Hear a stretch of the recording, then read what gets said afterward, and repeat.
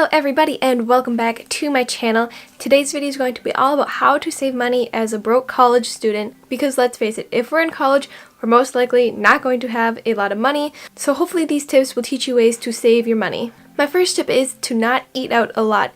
It's both expensive and bad for you because we all have heard of the freshman 15. We don't want it to happen to us, and eating out really does get expensive. Like, it's fun to go out with friends every once in a while, but you can eat at your dorm in between classes and save money that way, or pack a lunch with you. But if you are going to eat out, see if the place you are going has like an app or some student discount or things you can get. I personally use the McDonald's app a lot. They have a lot of really good deals on there and you can save a lot of money that way. My second tip would be to stockpile food when you get home and bring it back with you. Obviously, you're not going to want to bring a whole bunch of heavy stuff. I did that my first semester. I brought a whole bunch of canned food with me. It weighed my suitcase down a lot, but I did save a lot of money because I didn't have to buy a lot of like vegetables and things like that because I had it all canned. I also brought like a lot of cereal with me. Cereal can get pretty expensive, and when you eat a lot of it, that really adds up.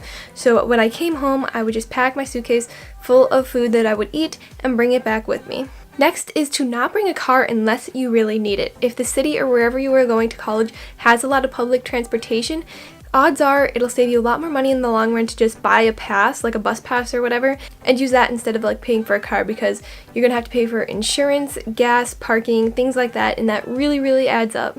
You can also bring something like a bike or a skateboard. I brought my bike with me to college. I didn't use it a whole lot, but when I really wanted to, I could take it just to one of my classes, lock it up. But then again, I am in downtown Chicago, so you do have to worry about things getting stolen. But that's why I really preferred public transportation. My tuition even included my yearly bus pass, so I could take all the subways and trains all around the city. You are also going to want to take advantage of student discounts. So many websites and stores offer them. You just gotta look around or ask the cashier. Odds are they may have one and they just take off, 10, 15, 20%, whatever it is. So if the store's offering them, you might as well use them. It's there for you. You may also want to get a part-time job or a side hustle if you have enough time in between classes and it won't interfere with like your homework or times with friends, because you do want to have free time to just relax or hang out with friends. But if you can find something that like fits into your schedule, makes you extra money, and doesn't stress you out a whole lot, that's a great way to earn some extra cash. Or what you could do is get a job during the summer when you're at home or wherever and don't have classes. Save up all that money and then bring it to college with you so you have money during the school year. Another tip I have is to not go shopping in the first place. I'm not talking about grocery shopping because you need food, but don't go to like malls and stores because you're going to be tempted to buy stuff. If you're not out shopping, you won't be tempted, you won't see it, you won't want it, and you won't pay for it. Like, I rarely go to any stores except the grocery store. All I really buy is food. Another tip I have is to split the bill. If you're paying for something with your roommates, say it's something for your dorm that you both need, have your roommate pitch in if they want, and that way you don't have to pay for the entire thing if you're both going to be using it.